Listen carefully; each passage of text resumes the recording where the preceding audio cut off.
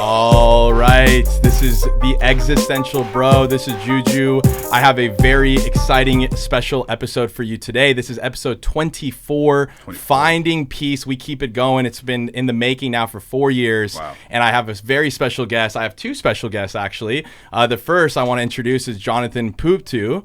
And, tell me more about, how you ended up here at the Existential Bro. I mean, I was very lucky to have you as a mentor through law school. I remember when I walked in the halls as a scared, not even technically of 1L yet, and you were speaking at a admission students day, like whatever you want to call it, like the first I do ever. remember that. They use you for the marketing at Loyola. Like, let's bring in Jonathan. He's going to come in. He's going to talk to us. He's going to get you guys to come sign your contracts and come straight to Loyola. Yeah. And I'll tell you, like, it was your speech that really moved me. And I was like, this is the guy I want to resemble through my law school career. I want to ask questions. And if Loyola made him, then I'm signing with Loyola. Hey. And I'm so glad to have you here today. So I appreciate you for being here. I also have my little brother here. This is Jonathan. What's up, Jay? What's up, man? You know my last name? I think we have the same one. So I think Shojaie, right? Jonathan Shojaie? Thank you so much. I'm excited to be here. Yeah. I think I was one a while back, but that's the past. This is now the present. So we're excited too. We've grown a lot. We're at a different place now. Yeah, of course.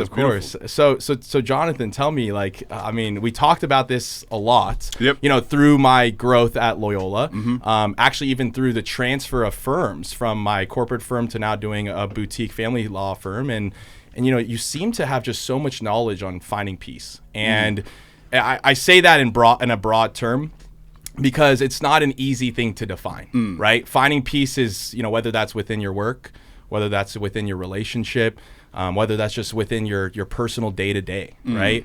It's not easy to go into a career or finding success and also check in with yourself and be like, hey, what's happening with Jonathan today, right? What's happening with me today? Because people are telling you to keep your head down, don't ask questions, and you're going to be successful. But there's days where success needs to be put aside, and you got to check in with Jonathan. So how do you check in with Jonathan? What do you do to your day to day? And then Jonathan, I want to ask you the same thing. What do you guys do day to day to find peace and to hope that sooner or later that peace will come eventually, whether it's not now or down the line? What is it that you're really focusing on?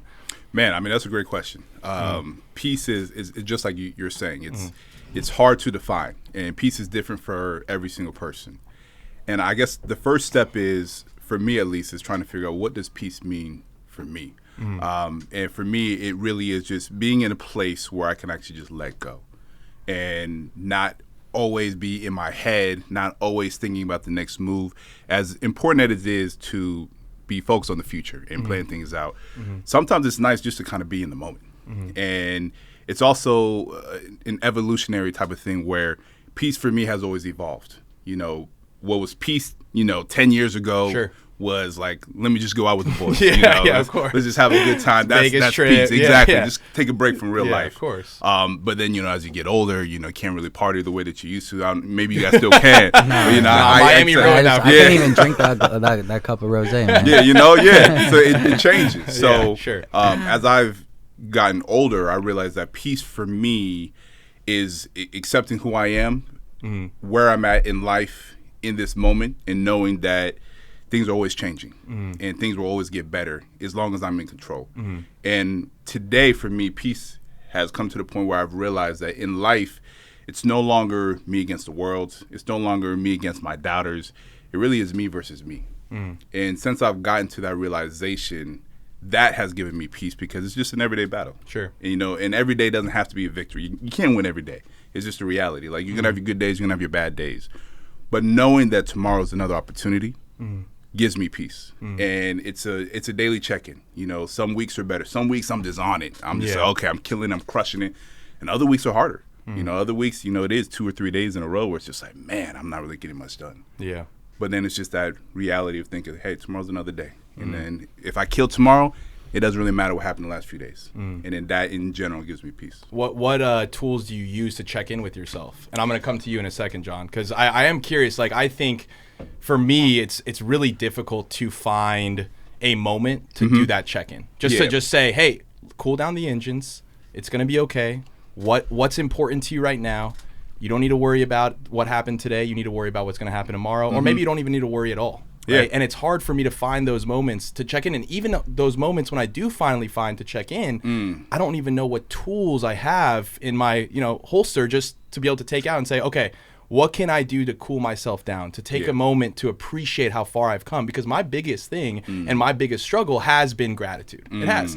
It's like I strive to, meet a certain goal. I meet it. I'm like, all right, next one. What's next? Yeah. I don't even appreciate the goal that I had just strived for. So I'm thinking, why am I striving for that goal in the first place if I can't even appreciate reaching it? Yeah. So what tools are you able to use to be able to feel like you're finding peace in your check-in or in that success that brought you to the day, or maybe the hardship that brought you to the following day? Man, you asked some good questions. Now the name of the show makes a lot more sense now. I guess it's a combination of tools for me in particular. First and foremost, it always starts with prayer. Okay. The older I've gotten, especially like the closer to God I feel like I've gotten. And even my relationship with him has evolved where, growing up, I'd say it was more of like a service type of relationship where it really was, I have to do X, Y, and Z to be in his favor. And if I'm not doing those things, I'm not going to be blessed. And as I've gotten older, I realized that God is really closer to a parent than we really give credit for. As parents really love their children unconditionally, hopefully. And they always want what's best for you. And they always will give you grace and mercy. And they're rooting for you and pushing for you. And accepting that in my relationship with him has helped me to give myself grace and live in the moment and understand that I don't have to be perfect and that it's okay to have my stumbles and my falls. And with that, praying and talking to him actually gives me a lot of peace, especially at this point in my career. There's a lot of times where I'm just pushing, I'm grinding. Like I don't necessarily have a boss anymore. And that means that I'm really dependent on me to kind of keep the engine going. So that oftentimes I'm working at a point where without having that like external factor to kind of keep you pushing, where it's like, hey, if you don't keep up, you're going to lose your job. You really become self-reliant on you. And when you're in that place, you can become your own worst enemy because you're pushing everything. It's dependent on you. So you have to find ways to give yourself that grace. And for me, it starts there in just prayer, just talking with him. It doesn't always have to be like a serious conversation, just talking. And that helps me to be self-reflective. And I do a lot of time of just reflecting on myself, same with my goals, things like that, but also just the day-to-day stuff. Like, what did I get done today? And giving myself credit for the things that I did do. My girlfriend will tell you, like, I'll just do the dishes sometimes if I just have to get something done, just to get a small win. And that'll help me feel better. Okay. Getting up to the gym in the morning, those small successes, those are other tools I use. Meditation is different for everybody. For me, my meditation is my prayer, but sometimes it really is just kind of sitting with myself and just reflecting on where we're going and giving myself the grace to get there. To your point, I think it's easy when you're a go-getter to get caught up in the journey and in the process and forget, how impressive it is to even be where you're at right now. Or even more so to forget that the place that you're at right now was a place that 5 years ago, you could only dream of being.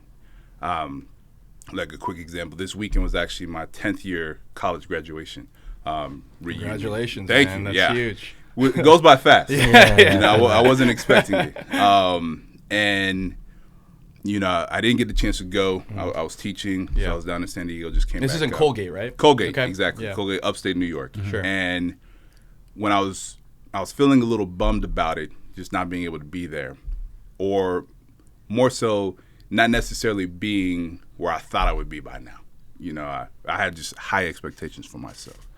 But then when I really sat in there and thought about it, as far as like what I have been able to accomplish in such a short period of time, it really is impressive. I mean, you're a law school professor. I don't know if anyone knows this. You're a law school professor, an MBA agent. You were telling me that you wanted to be an MBA agent prior to even you thinking it. Like you were like, it was almost you brought it to you manifested it. You spoke it out loud.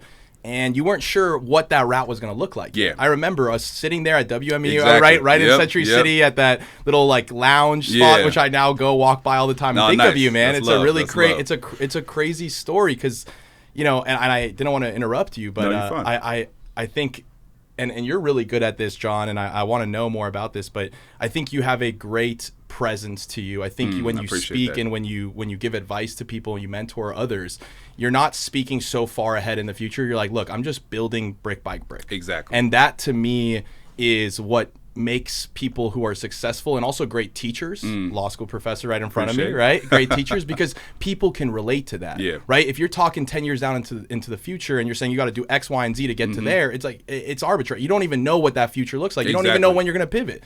When you speak, you're like, this is the present. This is what you need to do. This is what you need to envision. And I think that's really important. Something I struggle with is keeping the present moment and just appreciating the presence. And I mean, John, you were telling me right before we got on mic, you know, you do all these different things, scheduling, time blocking. I mean, can you tell us more about those tools you use to be present, to feel like you're at peace in the present versus in the future?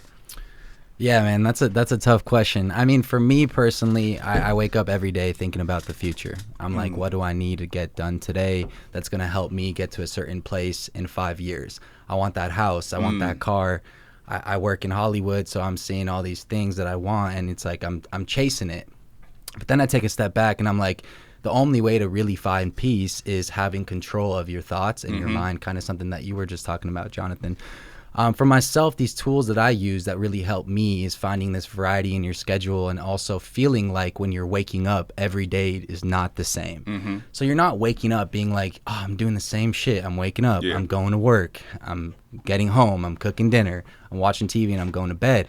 And that's why people get depressed in this world that we live in, that everything becomes the same. We feel like we're in the simulation. We're like, we're doing the same shit over and over again. Lunch at 11:30, I got my food, I'm eating the same food. It's the same thing. But what actually you need to do is take a step back and be like, what makes me happy? What are the things that I need to do each day that I enjoy doing, that bring me happiness and make me feel like the days are different and they're not the same. For me, that could be on a Tuesday night being excited to go dance a hip hop class and be like, oh, I got grooves tonight. I'm excited. I'm gonna be dancing tonight. It could be Wednesday night going and playing tennis. It could look different for you, waking up in the morning and being like, you know what?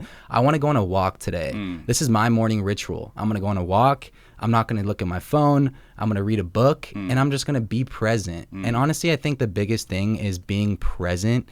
It also ties back into this thing that I was talking to you about, is like your phone. Being on your phone is very, very difficult to be.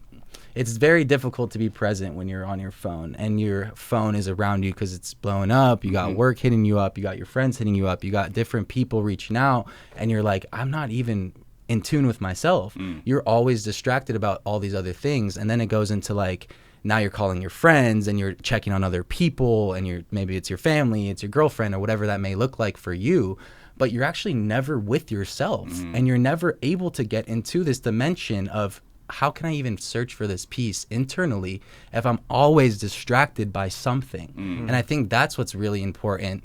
And I think it goes with understanding who you really are and having control of your thoughts. And I think it's a good topic, a good point that you touched on. So I think it terrifies people. Yeah. I mean, well, I think it terrifies me, man. I mean, everyone's like, how do you do so much? I'm like, how are you doing so many different things all the time? Like, so that way I don't have to sit with myself. Because if I have to sit with myself, that's some scary shit, you know? And the time I sat with myself the most, and I probably grew the most, was during the bar, right? I was alone in an island in Irvine. I drove out there. I got an apartment. I moved out there completely prior to starting work because my new job was in Orange County. And I sat by myself every single night. I mean, thinking about obviously what I had done that day, what I had accomplished, but really thinking of like soul searching internally, sitting there in your mind with no distractions, no one around that you can keep yourself somewhat, happy per se, right? And it made me really open up to juju. It made me really figure out who I need to be and who I want to be, who I aim to be. And I think it's so great to be able to sit in front of you now, because I feel 4 years ago when I was in front of you, I was a lost soul, right? We were talking and I mean, I felt like I knew what I wanted. I was like, I really felt like I wanted, entertainment. And maybe I had at the time felt that there was just so much more in the world that I have yet to see, but I was so confident in what I was going into. But it wasn't until I really had to sit with myself and ask myself those difficult questions. Why am I doing this? Am I doing it for social clout? Am I doing it for a validation from family, friends? Why am I really even going on this journey in the first place? And that could happen with whether you're in a profession, whether you're an artist, whether you're going off on your own as an agent. I mean,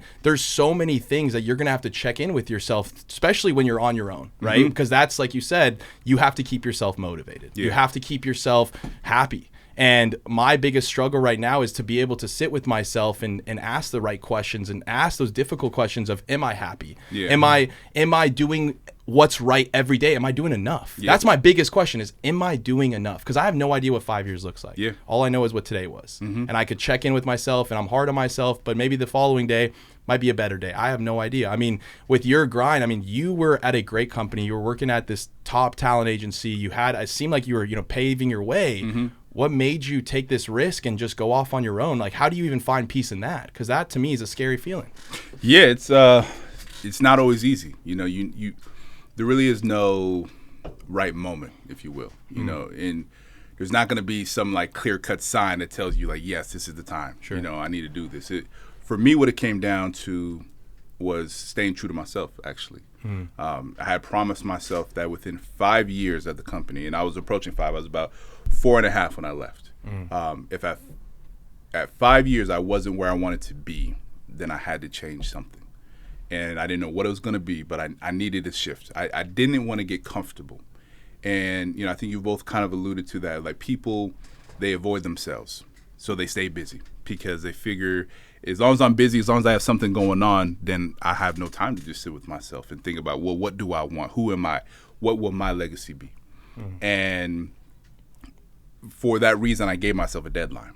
And it didn't necessarily mean, though, that I had to be exactly where I wanted it. I just needed to change. And so we got to about 4.5 years out, and it was just an opportunity I just couldn't pass up, where I had a client, essentially approach me who needed some more help on the marketing side. So before I left, I was an executive in the brand partnership and sports talent space, pretty much doing marketing deals for athletes, but then entertainers, actors, actresses, influencers.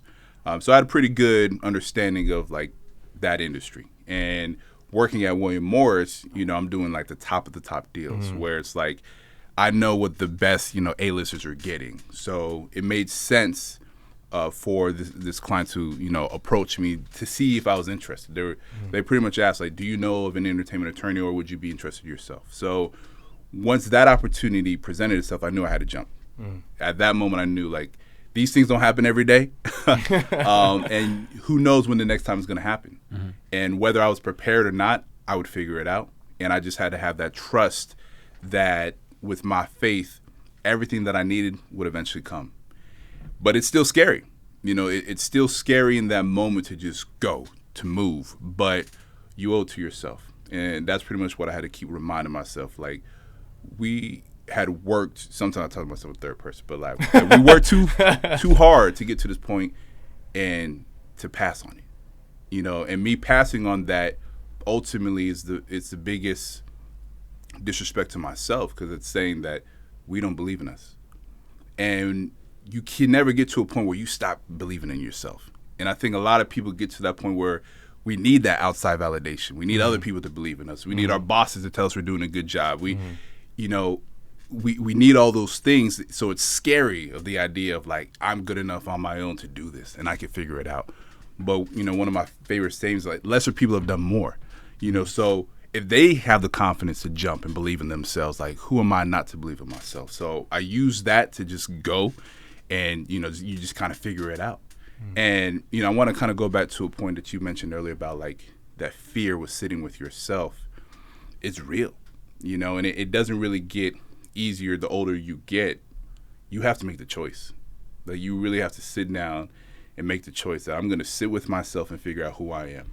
Because it's so key to figure out what your standards are, where your principles are, what you believe in, and let that move you in any direction.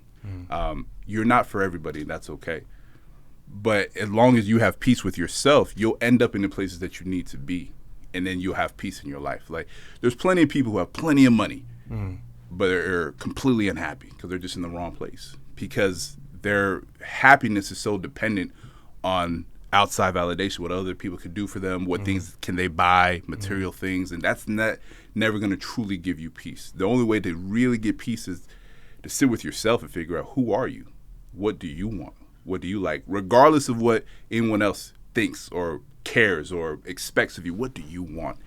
And the only way to answer that question is to sit with yourself. And during this journey, I've had a lot of time to sit with myself. It looks like it. Sounds like it. Yeah. I mean, because when you're at a company, you have your work, and then you have your colleagues, and then you have your bosses. You don't have time to focus on you because you're doing the job. But then when you're with yourself, there are days where it's like there's just nothing to do, and everyone else is working. So you have no choice but to sit with you. And I did a lot of that, especially this year, and it helped me to get to a point where I just had to learn how to love myself. Love my quirks, love the things that other people may not like, or the things that make me unique. And it's hard because, especially working in the entertainment and sports business, being an attorney, type A personalities, go-getters, we want everything. We want the world. But all of that is still built in the fact that other people have to validate you. Other people have to tell you that you're doing well. Other people have to agree that you're successful. But peace only comes with you being okay with where you're at. And that comes with grace. And you got to learn how to give yourself grace. It's a thing, like I tell my siblings all the time, like, give yourself grace. You're literally doing the best that you can. And we are always hardest on ourselves. Regardless of if your boss yells at you, you already feel worse. Regardless if you fail at something, people are telling you it's okay, but you're the one guilting yourself. Like, the only way to overcome that is give yourself grace. Like, you're human. It's impossible to be perfect. Like, there's no such thing. So if you don't learn how to do it, you will just eventually fall apart. So in finding peace, it was finding grace for myself, because it's easy to give grace to others.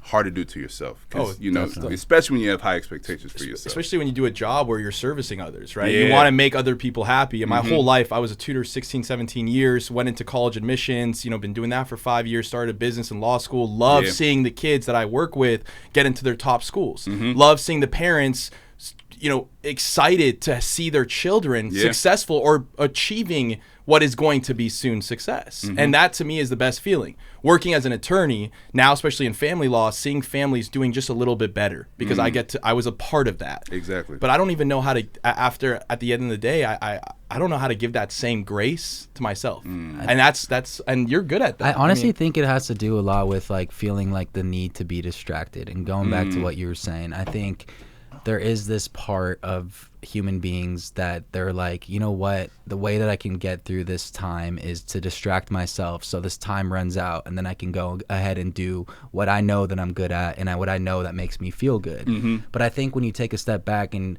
going back to what I was saying with like these morning walks or having a morning ritual and just being disconnected from your phone and being present is what's going to allow yourself to let your thoughts flow and start to understand yourself a little bit more. For me, when I go on my morning walks, all I do is think, and all I do is let my thoughts come to my surface. It's like my unconscious self being like, these are the things that keep coming up in my mind, but I've never really got to the root of them. Like, what are they? And you have to bring them to the surface to be like, oh, these are the thoughts that are there, and this is what I've been thinking, but I haven't understood why this is what I'm thinking. So when you're distracted, the unconscious mind, you cannot surface those thoughts, because what happens is all these things that are going on are distracting you. It's like you're talking to your friend, you're sending a text, you're on Instagram, you're doing all these things, and you're like, your unconscious is like, no, like, listen to me, and you're like, I can't, I'm dealing with Rudy's problems, or whatever the hell someone else. Sorry, Rudy, begging you for. It's like, yo, wait a minute, I got things that we need to work on together. Exactly. We need to get through this, but it's like you're distracting yourself. You're not allowing yourself, and then what happens is people are tend to not be happy, and they're like, why am I not happy? What am I doing? And it's like they're not really allowing themselves to really get to know who they are themselves. So it comes with a lot of practice. I also, going back to what you were saying, I don't think it necessarily has to be like, oh, I went and I took this bar and I isolated myself and I just sat there and I was like, I need to figure out who I am. I think it might also be like, as time progresses, you will start to learn more about yourself. But the only way that you can allow that to take place is when you allow yourself to be present with yourself. And presentness, is that even a word? Presence is Presence. the word. But you got it. Presentness is word. Presentness. We're gonna coin that. Existential. Presence with yourself is something that can only happen when you're present with yourself.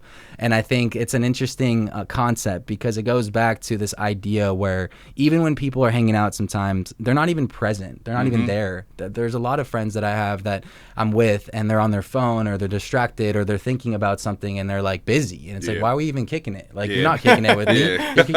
You got to do. So I think there's that aspect of understanding, like you need to give time to yourself and we don't give enough time to ourselves. And I think that's the way to unlock this idea of finding peace is giving that time to yourself. And I appreciate you saying I'm good at it. I enjoy coming home from a long day and having time for myself. The last thing I wanted to do is when I come home from a long day, when I've just given my energy to everyone else, is not to give my energy to someone else again. I want to give my energy back to myself. And it was like, what was today? What did I do today? What did I do at work that I did well? What did I do wrong? And thinking about these things allows these thoughts to flow and allowing me to understand myself even more. So I think you learn about yourself a lot deeper when you give time to yourself. Sometimes with you, I'll give you shit because when I lived with you for a while, you come home and you're always on the phone. And I was like, bro, making business calls. I was like, this fool's like the Yellow Pages, man. Like, he literally answering every phone call. I don't know, you guys seen Seinfeld, but it's like when Kramer is like telling people the movie times. That's him, bro. Like, he's telling them the movie times and shit. So I'm like, bro, like, if you're always on the phone, you're never going to be able to be like, what happened today? You don't know. You don't even know what happened today. By the time you're off the phone, you're like, I got to go to bed now. You're to talk to yourself and give yourself that time. And I think that's what I've really learned for myself. And I don't know, I think I'm gonna go back to this concept of like being disconnected from my phone. When I come home, I just put my phone away, and even now I'm like, damn, I gotta respond to this person, I gotta respond to that person. I'm like, you know what, fuck it, I'll get to it when I have time. I need time for myself. I'm not gonna give my time to everyone else. I'm gonna give time to myself. Once I feel like I gave love to myself, and going back to that gave grace to myself, then it's a lot easier to give it out to other people. Of course. I mean, what I hear you saying, I mean, sounds like peace equals grace for Jonathan. What I hear you saying, and you haven't said it yet, but you're saying creating boundaries. Because boundaries from your phone, from phone calls, from business, from work, from just other people, so you can allow yourself to sit with yourself. That's creating boundaries. I think, we could touch on some relationship stuff because I think this is fascinating because I've been horrible at creating boundaries in every relationship I've been in because I always want to help. I always want to be a part of something. I when I reconnect with someone, even relationships, not just intimate but platonic, right? I want to be a part of their success. How can I get you there? I might not be there yet, but how can I help? Right? And that's at times wearing because you forget that you also are a person. You also have to create these boundaries. You also need to check in with yourself and ask yourself those difficult questions of, am I doing enough for me? Because I can't help the person next to me if I'm not okay.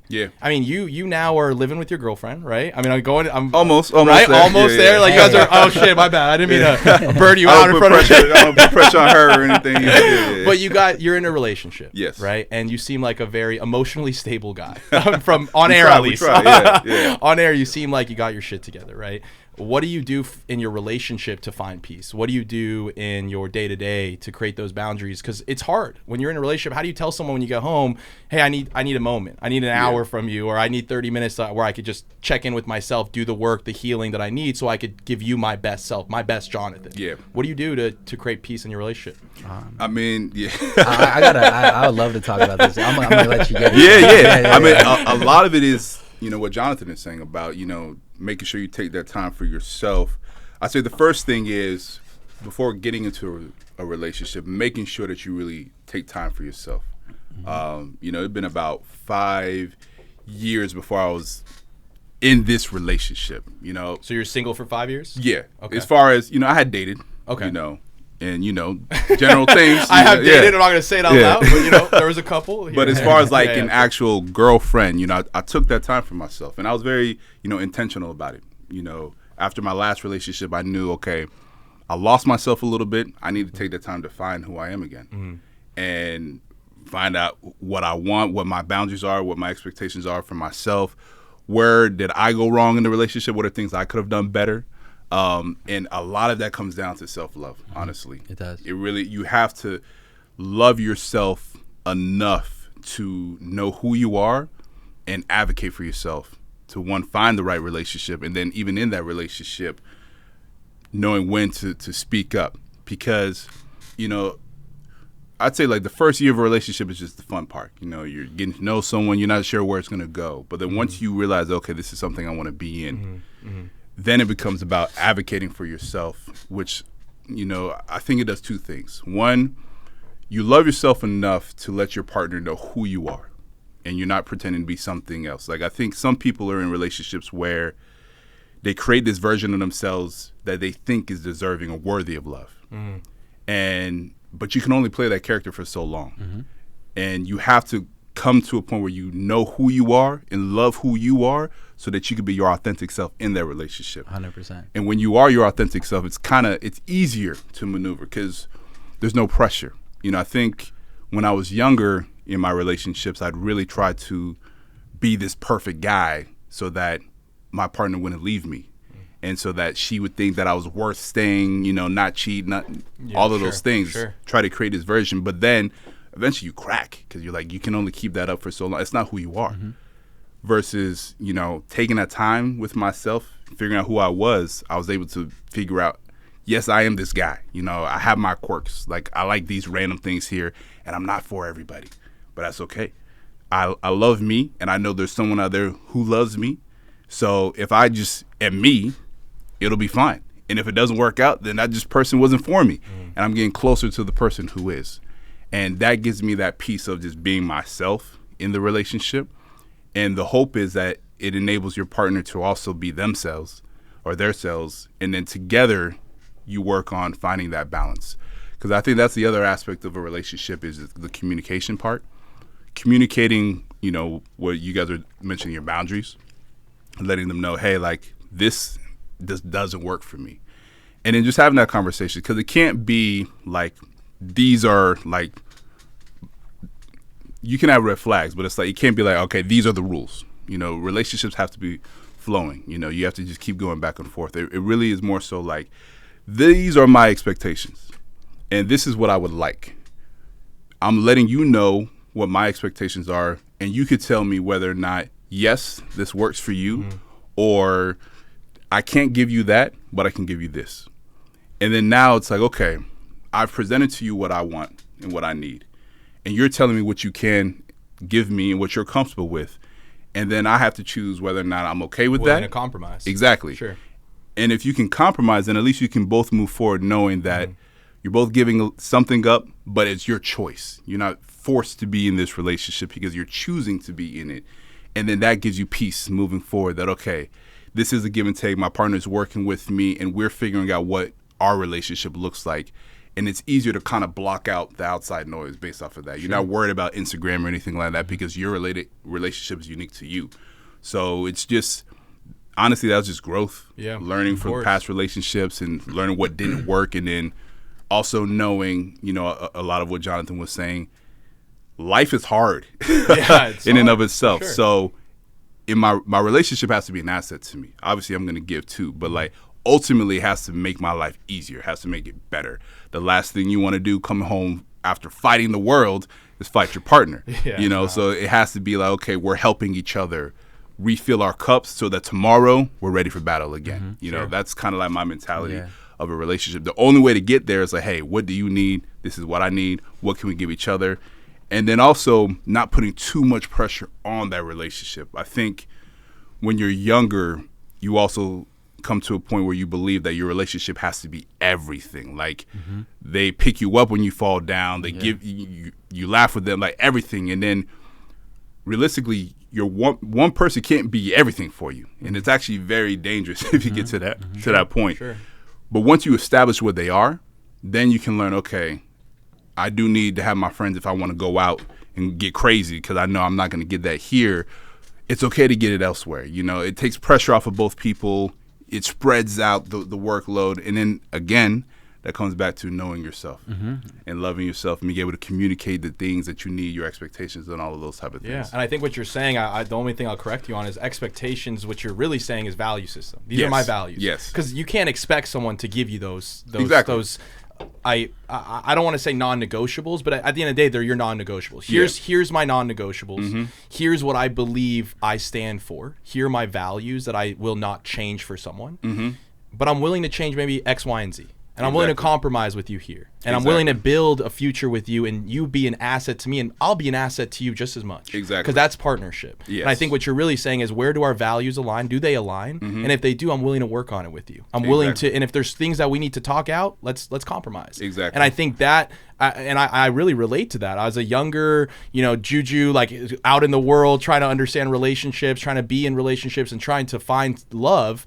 I found myself seeking relationships so I could feel love. And then I realized, until I really went through that growth period in my life, that I love myself. That's the person that you need to find more than anything, is yourself. Because once you find peace in yourself, once you find yourself and you love yourself, you're no longer expecting that from a relationship. Exactly. You're just hoping that you both can align your values and build a future together, be assets together, Exactly. and build that asset in the future. I mean, John. I think there's also an element of like, yes, you can do everything that you want and need to do for yourself and love yourself. But if the other person doesn't love themselves, it's not going to work. Just because you go into a relationship like, no, I know who I am, I love myself. If that person that you're with doesn't know who they are and hasn't done the work that they needed to do on themselves, this time spent away from the distractions that I have been touching on and talking about, they're not going to, the relationship won't work. Exactly. Because at the end of the day, that person's going to be like, well, my happiness comes from you. I'm not happy internally. I'm happy when I'm with you. So if I'm not with you, I'm not happy. And they're going to be sitting at home waiting for you to make them happy. So I think there's that aspect of having love for yourself and doing that work for yourself, but you got to make sure that person you're with has done that work themselves as well and are happy with themselves for the relationship to work. And I think once they're happy with themselves, the idea of coming home and not talking to them on the phone if you don't live together is okay, because they know who they are and they love themselves and they're happy with themselves, and they're like, hey, if this guy didn't call me tonight, I understand. He's had a long day, he's busy, he needs his time for himself, he's gonna go to bed, he'll hit me up when he's free. Versus this expectation where it's like, oh, I'm not happy because this person hasn't given me that happiness that I've been searching for. He hasn't given me that phone call, which equates to their happiness, and it's like now they're mad at you and they're like, you didn't call me, you didn't do this, you didn't do that. But it's like, you didn't even do anything for yourself. We want me to bring you all this happiness for you. So I don't think it works. I think you got to find a person that is on the same level as you, that understands themselves. It's like the separate worlds, having their own world and having your own George's world. separate worlds. It's the same world, man. It's like a Seinfeld. It's the Seinfeld. I mean, it kind of is. Our life is Seinfeld at the end of the day. But like, it's like the Seinfeld episode, like you're saying. You got two separate worlds. You got to have your own, and you got to have, each person has to have their own for them to come together and work. And if they don't, then I don't really believe that it will ever work. So what have you done now that you're in a relationship, right? I mean, you've been working on something that it seems like it's pretty healthy. What have you done to create those boundaries, or I shouldn't say boundaries, but create self-love and peace within your relationship to help both of you grow together versus apart? I think, honestly, with my relationship right now, it's been really nice to understand that there's another person out there that's very confident with themselves. And if it doesn't work out, it's going to be okay. We will go our own paths and we will both be happy. There's other people out there for us. And I think knowing that in the back of your head, that I'm going to be okay regardless of what happens with this, then you're going to go through life and everything's going to be so much easier, because you're going to, insecurities out the window. You're not thinking about where that person is. You're like, I respect this person. I have respect for him. I feel that he has respect for me because I know who he is as a person, and I know he's not going out and doing these things that are going to hurt me. So I think finding the person, and it goes back to what I was just saying, that has love for themselves and actually does love themselves, it makes the relationship so much easier. In terms of like doing specific things to make it grow, I don't think there needs to be like, oh, you have to do X, Y, and Z to make a relationship grow. I think growth comes with time spent. And I think the more time you spend with someone, the more you grow, the more you get to know them, the more the situations you are in where you're like, oh, wow, this was interesting. Like you dealt with this way. I wouldn't have known had we not been in this situation. So I think a lot of that has to come with time spent together.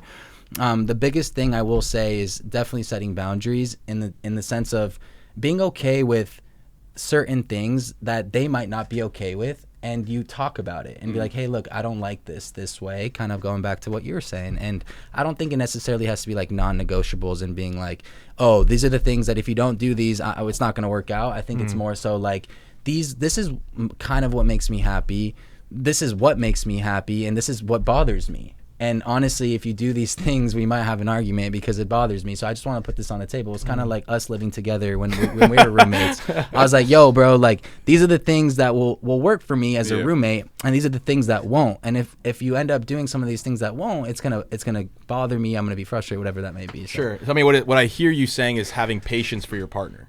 Having the ability to communicate and also having patience. One of my biggest struggles in any relationship was I had thought that if we were communicating too much, we were arguing. If there was a conversation to be had about something, why are we? Why, another argument. And then that would shift the dynamic completely, right? And make the other person on the defensive. It'd make me uncomfortable, annoyed, frustrated, right? But now more than ever, whether it's relationships with friends, colleagues, I mean, anyone that I feel like I need to have that serious conversation with, I think of it as, we're communicating so we could never have resentment for each other. And so we can be patient for each other. When something does come up, we've already communicated it. Yeah. I'm going to be patient with you. You told me your faults, and I've accepted you for your faults, right? That's one of the biggest things I think in a lot of relationships. People try to hide their faults. You know, I now more than ever come to the table with all my faults. And you said it. Here's my quirks. This is Jonathan's quirks. If you want to be with me, cool. If you don't, I'm with myself. So I know exactly how I need and what I need to give myself peace. If you want to give me peace and you want to be a part of this journey, I welcome you because here's my flaws. And I hope the other person can be honest with their flaws. And look, it kind of goes back to our entire conversation today is having grace for someone, having the ability to sit there during a moment where they blow up, or during a moment where you feel they're taking something not the right way, or maybe to you it's not the right way, but they just need to be heard. Yeah. It's being able to tell yourself, hey, this person's human. I wasn't able to do that. You know, I'm hard on myself. I'm a perfectionist. I could be honest about that. In my relationships, I wasn't able to sit and look at someone and say, this person's human. This person needs to be heard today. Because I would get frustrated. I was like, I don't have the time to hear you right now. I'm already dealing with another 50 different things, and I need to worry about myself. And, you know, you don't have the ability to come to me and tell me that you need help. Because if you can't come to me as a partner and say you need some help with something, I don't think we actually are partners. And I think learning to be able to have peace with yourself and to be patient with yourself, I think also translates to your relationships. Because if you're able to ask them, what can I do for you to help you in this moment? And they can do the same for you, I think that just goes hand in hand. It's giving that person grace. It's being able to communicate. It's being able to have a conversation with that person and really feel confident in your relationship, feel confident in what it is that they do on a day-to-day that makes themselves happy, so they don't seek that from you.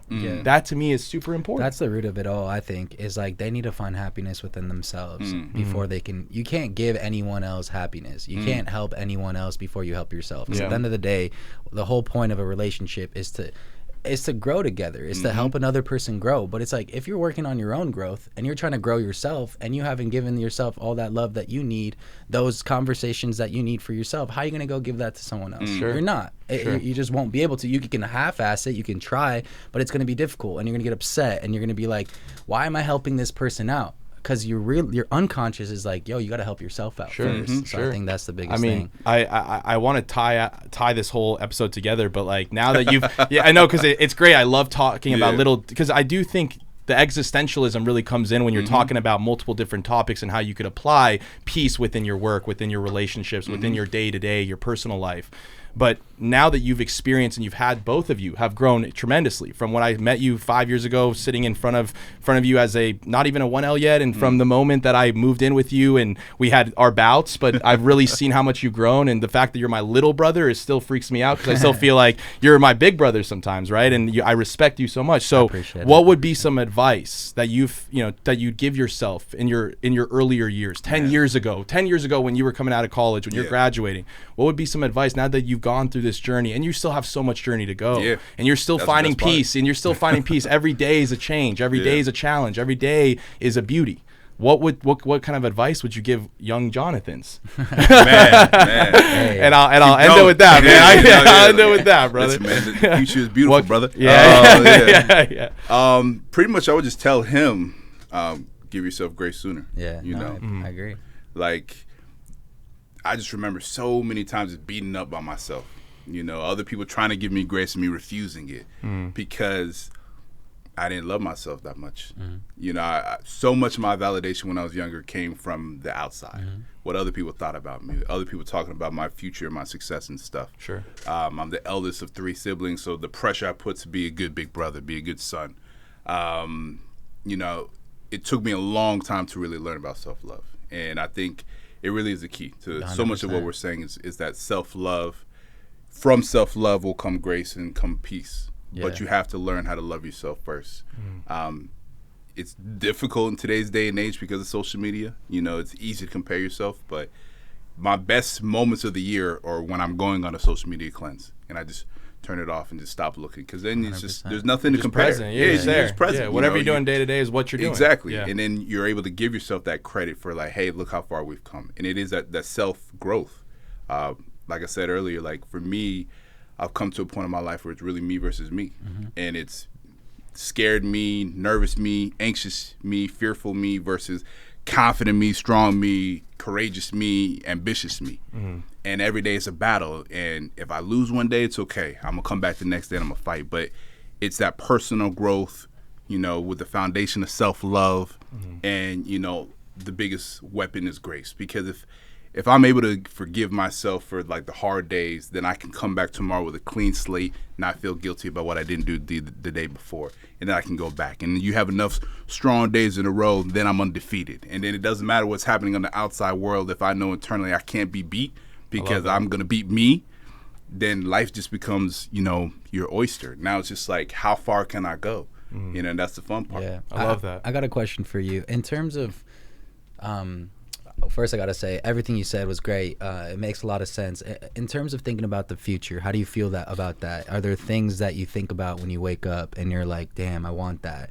It could be something as simple as like having a house that one day you can raise kids in, whatever that may look like for you.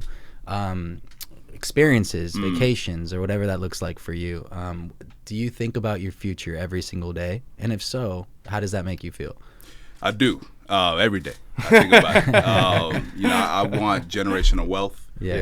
Trying to, change the line of my family. Wow. Really, I don't mind the sacrifices I'm making today because I know it's just necessary, if you're really trying to change things. So I think about it often. I keep it at the forefront. I think the difference is the way I think about it now. Where before it would give me anxiety because it's like, man, like I'm not hitting my timeline. That's how I feel every day. Exactly. That's how I feel every day, man. Some of my boys from law school, like I told them when we were like first year or like early in law school, like I wrote myself a check for $1 million, and I said I'm going to cash it at 30. I saw the Jim Carrey, interview, and I hit 30 and it didn't happen. So I wrote it again at 31. It didn't happen. I just stopped writing it. I'm just like, it'll happen when it happens. Sure. But the difference is now I know that it's going to happen, and that gives me peace. I'm not chasing the idea like, will it? Like I know it's going to happen, and now it's just a matter of time. And it'll always happen at the right time. And if it hasn't happened yet, it's because there's still something that I need to learn or go through now that will prepare me for that moment later. Level. That's great, yeah. And that gives me peace. It's like, okay, if it hasn't happened yet, 'cause I know it's going to happen. If it hasn't happened yet, then there's something I need to do. One of the analogies I use is if I want a car and like I want my dream car, but I don't even know how to drive yet. I'm not going to get the car. So, okay, let me learn how to drive. So, okay, I learned how to drive. I still don't have the car. What's going on? It's like, okay, maybe I have to learn how to drive manual. So then I learn manual. Still don't have it. Okay, maybe I got to get a different kind of life. So that's just how I view it. Like, I know it's coming. Sure. But what do I have to do to be prepared for it? Because the one thing that I really do truly believe is that it won't come before you're ready to handle it. Because the worst thing that can happen is it comes and you're not ready, and then what do you do? Then like, you know? Blows up. Exactly. Yeah, so and oh no, go ahead. No, that's pretty. No, I was just gonna say I really respect that, because I think one of the hardest journeys I've had thus far is I feel like I really have passion in things when I'm good at them. I mean, I was a tutor. I worked on this business. I built this business from the ground up.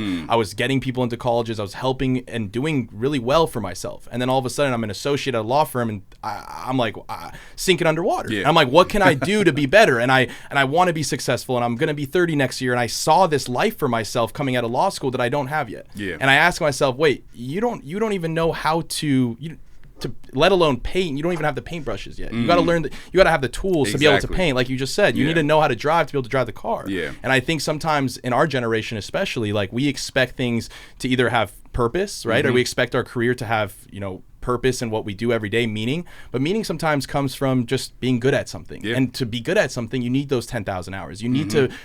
You really need to sit down and be patient, right? And that patience goes back to peace. Yeah. I'm at peace now when I go to work every day and I'm doing what I love. And granted, there's really hard days. There's days where I feel like I'm really challenged, and I'm, as a first year, am learning a lot all at once. It's almost like that hose analogy where you're just like trying to drink the water, but the whole time the hose is just spraying too much water in your mouth. And there's times where I've got to sit back and just be patient with myself, tell myself that this is a process. This is a brick by brick process. Exactly. And when I'm ready, that time will come. Exactly. And it's a beautiful saying. Yeah. And I think it's tough though, because there's also this place in time where you're like, well, it's only one life. Yeah. When is it gonna come? You know, you're waking up. You're like, well, you're looking at social media, thinking, look at this guy's life, this guy's life, this guy's life. Am I doing the right thing? That too. You know, that too. And I think that's something that I deal with day to day is waking up and being like, yes, I could do these things, and I have these tools to work on my self love and work on myself to find this peace. But there's this thing in my head that continuously tells me you need to be productive and be doing these things to be able to get to where you're going to get to. And I think this future generation wanting to build future wealth for my family to come and things like that is what really troubles me to every day have this feeling of peace. So yeah, it's a difficult concept to work on. But I think that's the beauty of life, and I'm going to tie it up with this and end it on this note, is there's going to be challenges. There's going to be roadblocks. There's going to be people that, you know, you had relationships with that no longer might be there at the end of the journey or throughout the journey. And you have to just accept and give yourself that self-love and allow yourself to be human. Allow yourself to make the mistakes that you're going to make along the way.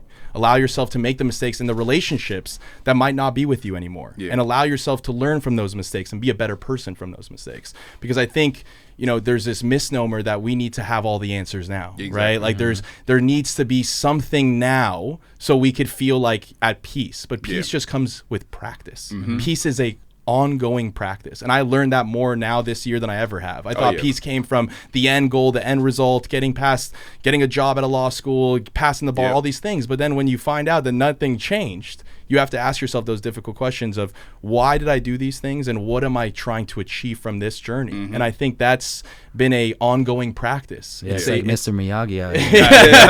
It's all about wax on, wax off, man. It really is, you know? But you know, listening to your story and getting to see how far you've come in just a short amount of time, just 5 years from the last time I saw you, you got more checks to write, bro. You got more checks to write. Coming, man. I love it. I love it. So hey, the Nuggets gonna sweep the Heat? Or oh man, no. I'm rooting for Jimmy. You know, him and buckets. You know, but Jokic, he's earned my respect. You know, he's like such a humble superstar. You don't really see that anymore. The way he plays, I'm like, man, he's like the Loch Ness monster out there. Man. It's scary. It's like, how do you stop him? That fadeaway shots and it's just he looking so silly out there, man. He's killing it. And I don't like he's even like an example of like self-love. He doesn't care that he's not athletic, that he doesn't do the things that most NBA players like. He's gonna play his game. And if his team wins, that's all that matters to him. I love that. Yeah, well, like Kobe says, like I don't negotiate with myself anymore. Exactly. So I'll end it with that. I'll give you a Kobe quote to end it. This is the Existential Bro. This is Juju. We got Johnny on the mic and Jonathan. Thank you. Thank you so much, boys, for coming on. I appreciate you. Have a good one.